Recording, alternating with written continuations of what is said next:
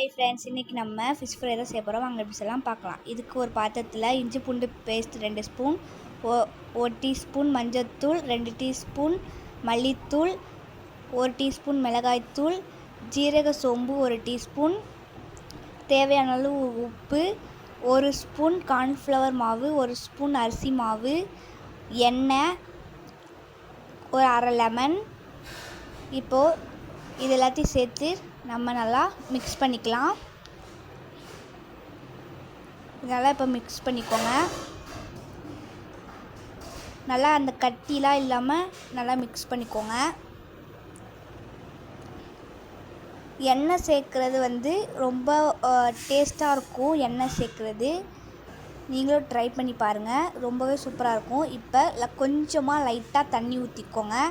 தண்ணி ஊற்றி நல்லா கட்டியாக இல்லாமல் நல்லா மிக்ஸ் பண்ணிக்கோங்க.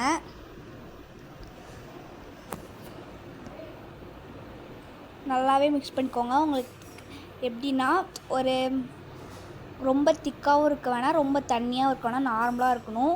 இப்போ நம்ம எடுத்து வச்சுருக்கிற மீனை இன்றைக்கி நான் கிழங்கா மீன் தான் யூஸ் பண்ணியிருக்கேன். அந்த கிழங்கா மீனை நம்ம மசாலாவில் போட்டு பரட்டி எடுத்துக்கலாம். இப்போ நல்லா ஒரு கடாயில் எண்ணெயை ஊற்றி கருவேப்பிலை போட்டுக்கலாம். அப்போ தான் டேஸ்ட் நல்லாயிருக்கும்.